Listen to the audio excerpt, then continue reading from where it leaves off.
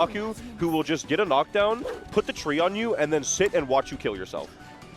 She will not try to RPS, she will not try to gamble, she will just sit there, do like meaty 2A, and if you try to gamble out, you die.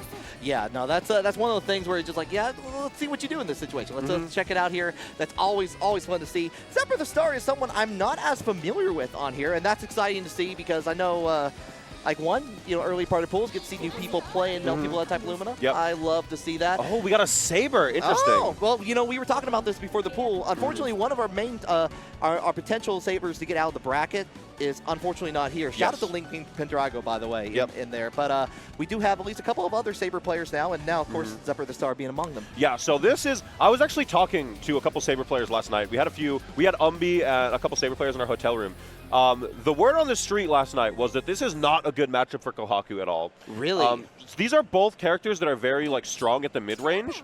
Kohaku's buttons, like Bato, her series where she uses her broom sword, are a little bit more committal than Saber's Rekkas, and they don't have as good of whiff cancels. Okay, just going for 4BC into a stagger. Immediately on that, but we're going to go ahead, go down, use a little bit more moon skill to go into the EX to keep up the corner, but we're just going to escape. Nice little bit of recovery from Umbi out of there to get away, but you know what? Not for very long because of the moon skill Rekka. Yep, some of these deep moon skill staggers coming out from Zepper here. This is gonna be a test, right? Because Zepper, we started gambling immediately. This is gonna be the test because Zepper is getting some of these hits, not able to convert it to these knockdowns so far, and you see Umbi finding these touches, getting these knockdowns, and having these setups immediately, right? Yeah, going into shield B just to get out of the tree setup, like you were saying earlier on there, and was more than ready on it to go ahead and get the corner. Use a little bit of EX, time to set up the plan again. Watch it grow. There you go. You try to gamble out with shield. Umbi was ready with the throw. This is what I'm talking about with Umbi, right? She's not going to try to do a lot of Kohakus will do IAD, JA, try to catch a low shield. They'll try to gamble out. Umbi is just going to see what you do and then adapt accordingly. Oh, we tried to go in for the follow-up on there afterwards, but that's plenty of time to react to that there. Umbi, very nice. She was able to go on for the follow-up on there. We're going to finish it off with another EX. Second verse, same as the first. Not going to set up the tree this time. Just going to wait out, try to bait on option. The heat does come out. Oh, sail away from Avalon. Not this time. I did not buy my ticket. That is exactly what Umbi was looking for there, that Avalon. Saber's unique 3-bar counter super. If you Avalon the tree, you get a knockdown to Saber and she gets life recovery. So it's really, really important to bait that out as if you're playing any Sepla character. And we saw Umbi do that perfectly, find the fatal throw, and take game 1. All right, that's what we want to see too. Begin things off on here. Already getting a strong start at the beginning of the round. Going to be able to finish off their full route. Going to go a little bit of moon skill into the EX, set up the tree forward this time. Just run up 2A, you were ready to block the OTG, you got reset. Yeah, sometimes plant is really weird because it has so many hits. If you use a launcher, the plant will knock them back to the ground and you start getting OTG hits instead. BC out, but the BC is countered. Yeah, that's all. What you got to look for also when they're just a little bit, just waiting out for those opportunities on there into the Molotov cocktails, raining down from the sky. Yep. The maid's cleaning up. Yep.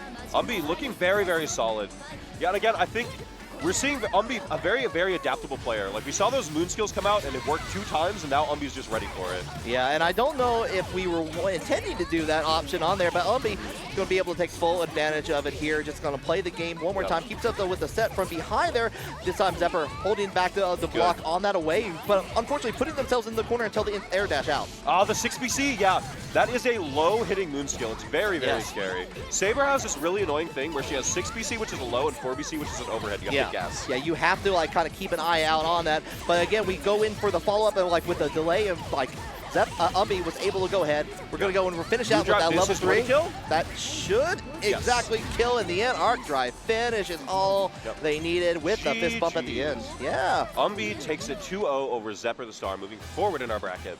Yeah, that's one thing. You mentioned that Umbi is a regular for the Blood Moon on there, being able one of the weeklies. That happens every Monday, correct? Yes. Every Monday at 7 p.m. Central Time, 8 p.m. Eastern, we run a net play bracket called PSA Blood Moon out of the North American hub for Melty Blood games. That's going to be, it's the biggest weekly net play bracket.